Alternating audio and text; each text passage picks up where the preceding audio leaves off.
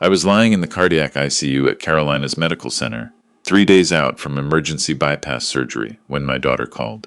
Not to ask if the pain had eased, not to ask what the doctors said. She needed my signature. Dad, I've been talking to the people at Greenfield Legal. They can have a durable power of attorney ready by tomorrow. Someone from their office will come to the hospital. You just need to sign.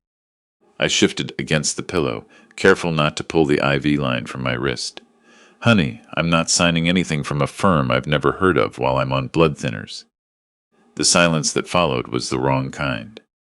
This is exactly why we need the POA, she said. You're not thinking straight. You had a bypass, Dad. You could have another episode tomorrow, and then where would we be? We need to be able to handle things. Handle things. I heard my son-in-law say something in the background. I couldn't make out the words, but I recognized the tone. The same tone he used when he was steering a conversation toward money. I want to wait until I'm home, and I can sit down with a lawyer I actually know, I said. Fine. Her voice turned flat and cold in a way I hadn't heard since she was 17 and furious at me for not letting her skip school for a concert. Fine. Then don't bother coming back here at all. We'll manage everything ourselves. The line went dead.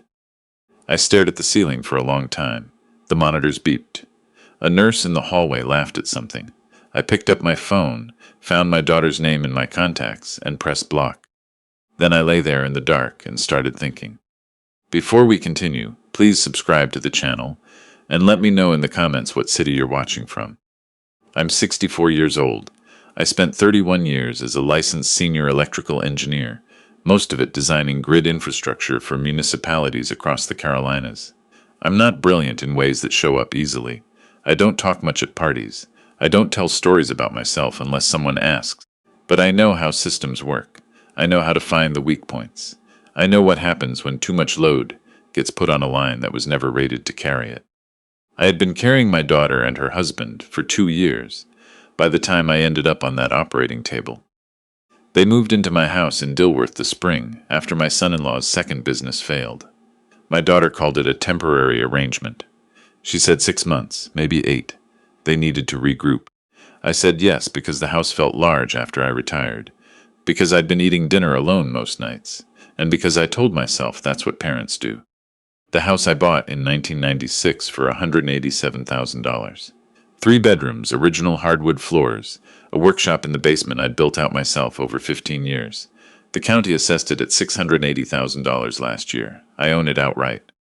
Within the first month, my son-in-law had commandeered the second bedroom as an office for his logistics consulting business.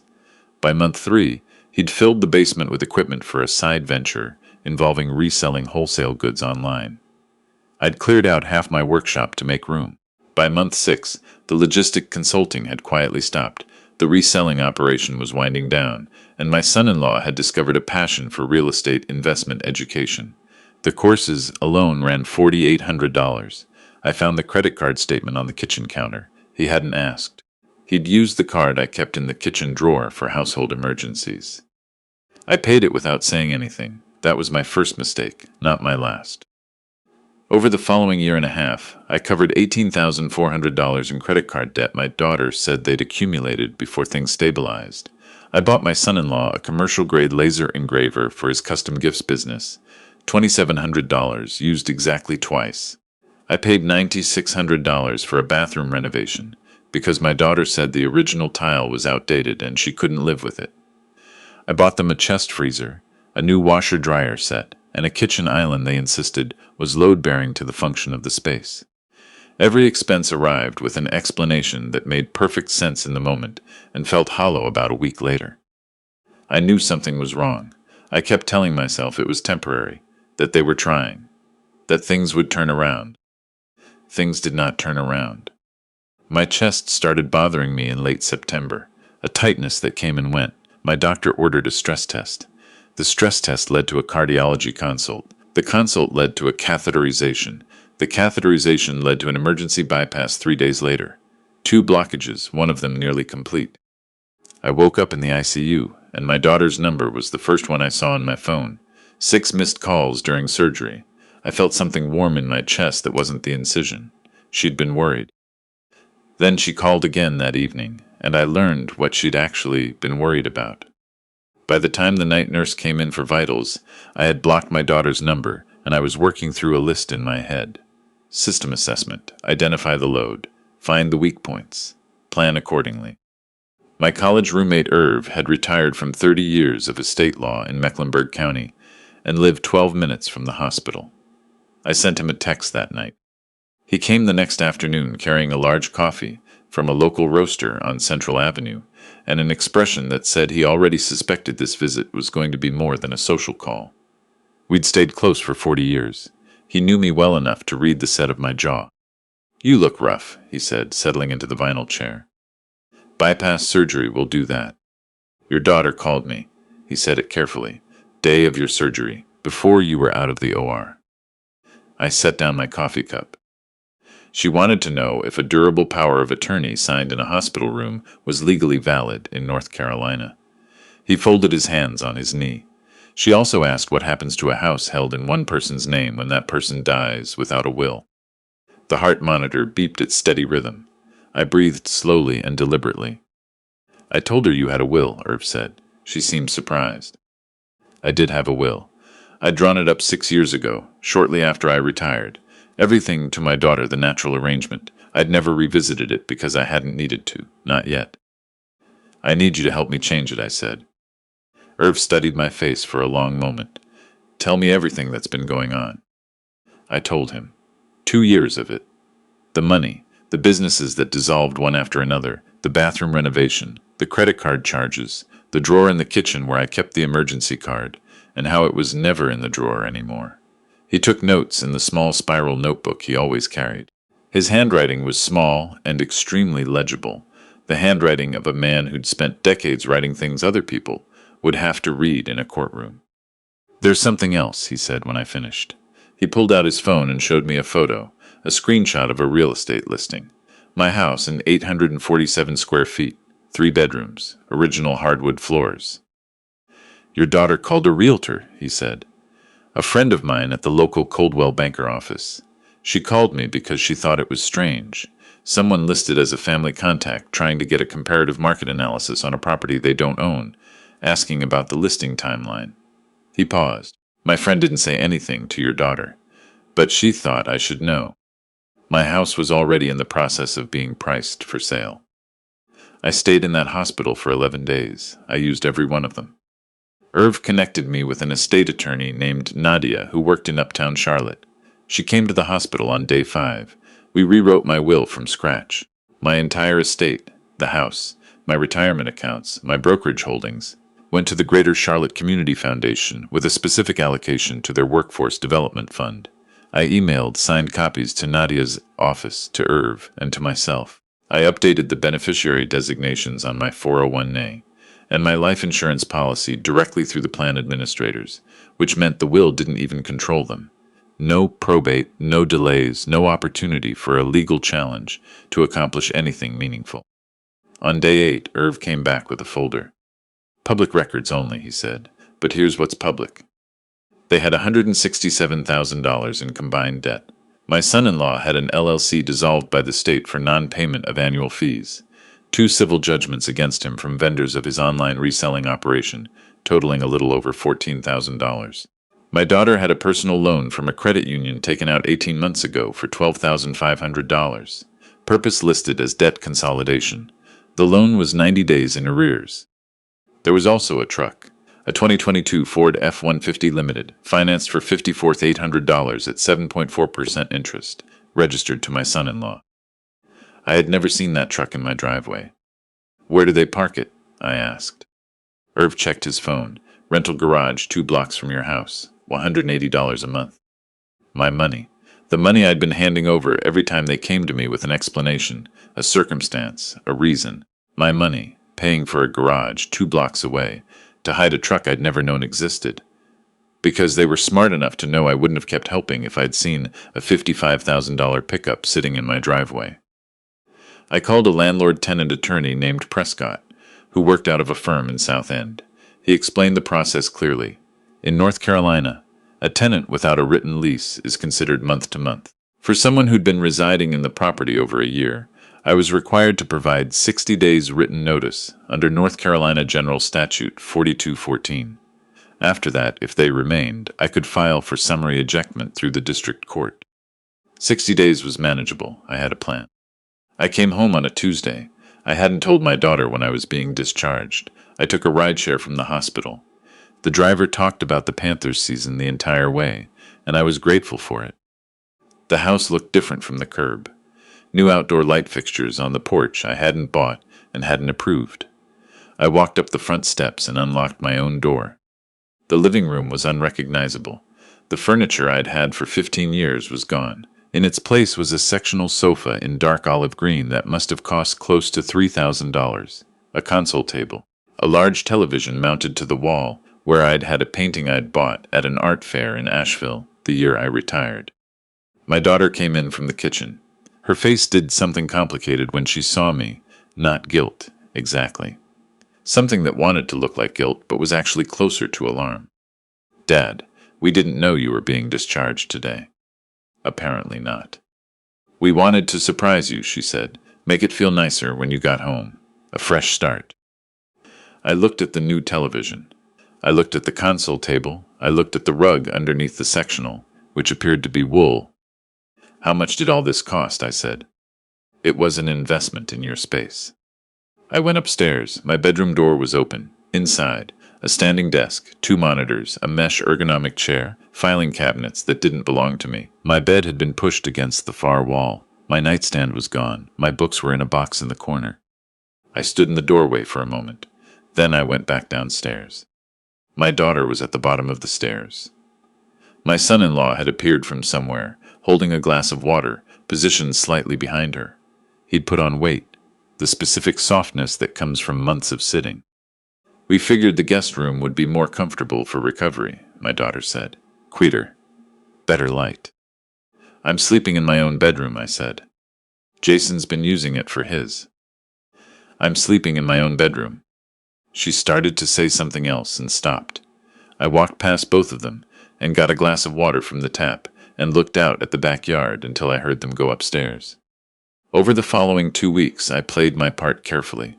Medications taken visibly at the kitchen table, moving slowly, letting my daughter bring me things, giving every impression of a man who had been softened by his brush with mortality. I had not been softened by anything. I watched. My son-in-law did not leave for work because my son-in-law did not have work. He slept until 10, made elaborate pour-over coffee with equipment I'd never consented to purchasing, and spent most of the day in what used to be my bedroom. When he thought I was resting, he made phone calls. The walls in a 1924 bungalow are not thick. His pension is probably around $70,000, I heard him say one afternoon. Maybe more. He worked for 30 years. And the house, the county assessed it at $680,000 last year. The house alone is worth going after. Worth going after. Like I was a territory to be claimed. My neighbor across the street, a retired schoolteacher named Harriet, who had lived on our block for 32 years, came over with a casserole on my 3rd day home. She sat at my kitchen table while I ate and told me, in the direct way of a woman who has decided to be honest, that my daughter and son-in-law had held a dinner party 3 days after my surgery. I could hear the music from my porch, she said. 7 or 8 cars. It went until about midnight. 3 days after my bypass. I thanked her for the casserole. After she left, I made 2 phone calls, one to Prescott, one to Nadia. Then I opened my laptop and found out everything I could about one more thing that had been bothering me since the hospital. 3 weeks before my surgery, I'd switched banks for my primary checking account, routine consolidation. In doing so, I'd received a notice from my old bank about activity on an account I thought I'd closed. A credit card opened in my name 8 months prior. I hadn't opened it. My daughter's home address was listed as the billing address. $11,000 in charges, an account I had never authorized. Identity theft, financial exploitation of an elder. In North Carolina, both carry felony charges. The financial exploitation statute carries enhanced penalties when the victim is 65 or older. I was 64, but the attempt was documented clearly enough that Prescott said it didn't matter much. I photographed everything.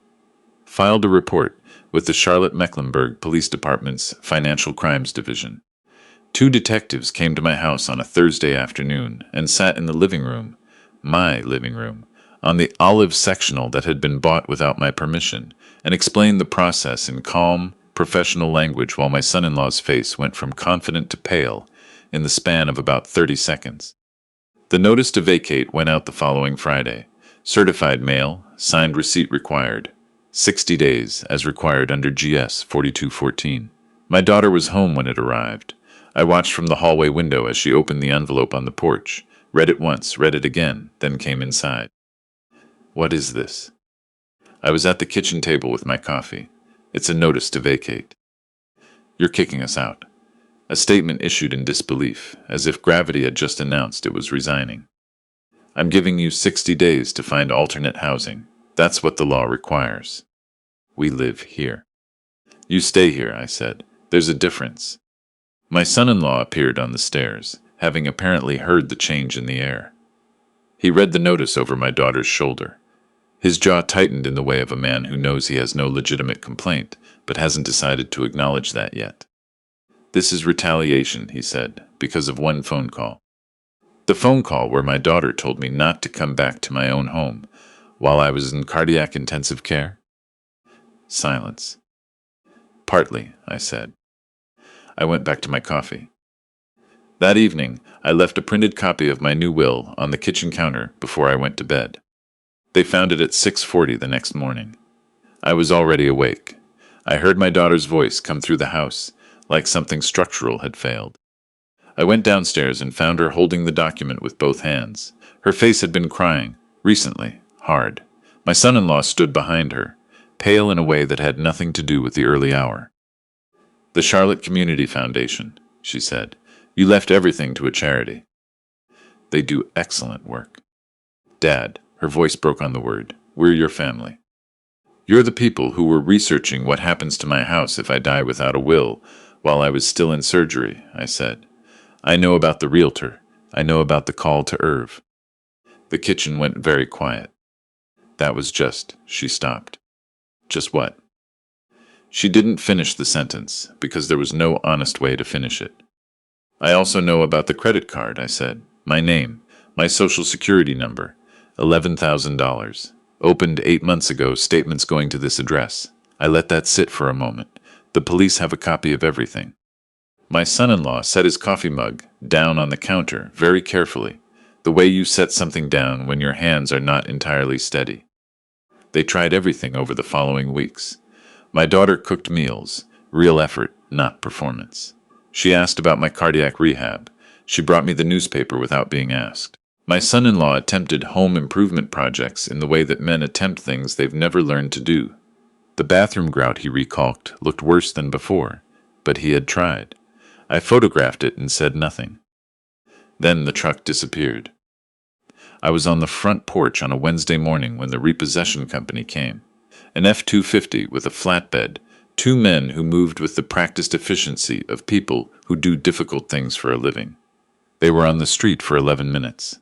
When they left, my son-in-law's F-150 Limited was on the flatbed, heading wherever $54,800 worth of image goes when the payments stop. My son-in-law had come out midway through, still in his undershirt, attempting to negotiate. They showed him the paperwork. He stood in the empty street after they pulled away and didn't move for a long time. He looked up and saw me on the porch. Enjoying this, he said. I'm drinking my coffee, I said. You made it a show. He went back inside. The door didn't slam, which surprised me. Maybe he'd run out of force. 2 days after that, a woman from Mecklenburg County Adult Protective Services knocked on my door. My daughter had filed a wellness report expressing concern about my decision-making capacity following major cardiac surgery. The implication, carefully worded in the official language of the visit form, was that I might not be competent to manage my own affairs. I invited the woman in. I showed her my medication organizer, sorted and never missed, my cardiac rehab attendance record, my correspondence with Prescott and Nadia, organized in a binder I'd prepared specifically for this moment, because Irv had told me the APS Gambit was coming, and I believe in being ready. My engineering license, still active through a professional emeritus registration, maintained out of professional habit. 31 years of performance reviews in a filing cabinet. Letters of commendation from 3 separate county commissioners for grid infrastructure projects, still in active service across the region. I showed her the new will, the eviction notice, the police report. The investigator reviewed everything for a long time. When she looked up, her expression had settled into something professional and final. "Mister," she started. "The report my daughter filed," I said, "is not about my welfare. It's about the fact that legal and financial consequences are arriving for decisions she and her husband made over the past 2 years, and they're hoping to establish incompetence in order to complicate that process." I kept my voice level and factual. "I imagine you recognize the pattern. You probably see it regularly." She left 90 minutes later. The report she filed concluded there was no evidence of impaired decision-making. It also noted, I learned later from Prescott, that the reporting party appeared to have potentially misused the APS mechanism for purposes unrelated to elder welfare. That notation went into the county record. My daughter was in the living room when the investigator walked out. She'd been there the whole time, listening through the wall. I walked past her without stopping. The eviction hearing was on a Thursday in February.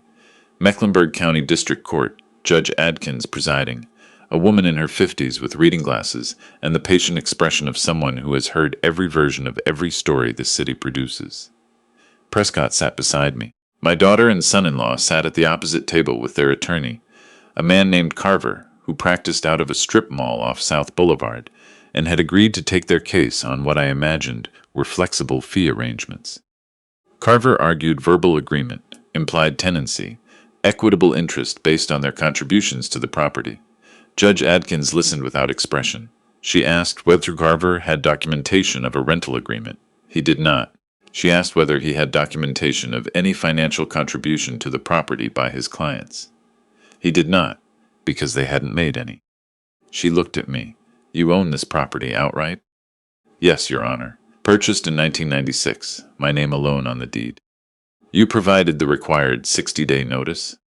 "Certified mail dated January 3rd, signed receipt on file." She reviewed the folder again. "I also see there's a pending criminal matter related to this property and this household." Carver stood. "Your Honor, our clients dispute." "I didn't ask anyone to dispute anything, Counselor." She didn't look up. "Sit down." She granted the ejectment. 21 days to vacate. She also noted for the record that filing a welfare report with Adult Protective Services as a litigation tactic was something the court viewed seriously, and she was referring the matter to the county attorney's office for review. Carver gathered his papers without looking at my daughter or son-in-law. Outside on the courthouse steps, my daughter caught up with me. The February air was cold and direct. She had her coat pulled tight against it. She looked, for the first time since she was very small, like someone who genuinely didn't know what came next. "Dad," she said. I stopped, waited. "I don't know how to fix any of this." Her voice had the steadiness of someone holding something heavy with both hands, not sure how much longer they can manage it. "I don't know if I can. But I need you to hear that the hospital," what I said, "I think about it every single day. You were in surgery and I told you not to come back. My own father." She closed her eyes briefly. "I don't have a defense for that. I just needed you to know that I know." "I hear you," I said. Not forgiveness, not yet, but I heard her. They were out in 17 days. I watched from the porch on moving day. A rented cargo van, the smallest size available. 6 trips from the house to the van. The new furniture stayed. Couldn't fit it into whatever apartment they'd managed to secure. The olive sectional and the mounted television and the console table remained in my house, and became mine by legal abandonment. I donated the sectional to a shelter that worked with families in transition. It seemed fitting. The television I kept. It's a genuinely good television. My son-in-law's criminal matter resolved 4 months later. He pled guilty to a reduced charge under the financial exploitation statute. The identity theft component merged into it. 3 years of supervised probation, full restitution to me of $11,000, 200 hours of community service. His attorney told Prescott he'd be pursuing a certificate of relief at the end of the probation period. He could pursue whatever he wanted. My daughter sent me a handwritten letter in April. 6 pages. The kind of letter that takes a long time to write because you keep stopping to reconsider whether you actually mean the words you're putting down. As far as I could tell, she meant them. She had a new job, HR coordinator at a hospital network, $61,000, good benefits. She was renting a one-bedroom apartment in Noda, 45 minutes from my house. Her husband was working overnight warehouse shifts outside Gastonia and, she wrote, hating every minute of it. She had filed for divorce. She wrote, I found a box of your engineering awards when we were packing. The Regional Grid Design Award from 2009. The photo of you at the ribbon cutting for the Rowan substation project. I didn't know any of that was you. He told me you were basically a mid-level paper pusher for 30 years. I believed him because I stopped asking about your life somewhere along the way, and I'm ashamed of that more than almost anything else I've done. I read the letter twice, folded it carefully, put it in the filing cabinet where I keep things I might want to find again someday. Irv came over that evening with a bottle of decent bourbon. We sat on the back porch and watched the sun go down behind the row of houses on the next block, the light doing what it does in February in the Carolinas when it finally decides to come back, thin and gold and honest. You look better, he said. Cardiac rehab helps. What now? I thought about my workshop in the basement. The shelving unit I'd been meaning to build for 3 years, the workbench that needed a new vise, the projects I'd moved to the corner to make room for a laser engraver that was used exactly twice. Now, I said, I finished things I started. He raised his glass. I don't know yet what happens with my daughter. I know she's making the payments. I know she's working. I know the letter was real, not angled toward something she needed, just the uncomfortable labor of seeing yourself clearly and choosing to say what you see without flinching from it. I told her if I'd give it a year before I decided anything. He said a year was reasonable. The porch light came on automatically at dusk. Somewhere down the block, someone was grilling, the smoke drifting through the yard the way it does in the Carolinas, easy and unhurried, like it has nowhere particular to be. 31 years I spent designing systems that had to carry load reliably without failure, through conditions they weren't always built for. You learn, doing that kind of work, that there's a difference between a structure that holds because it's sound and a structure that holds because no one has tested it yet. I'd been tested now. The house was still standing. I was still standing. That was enough for now.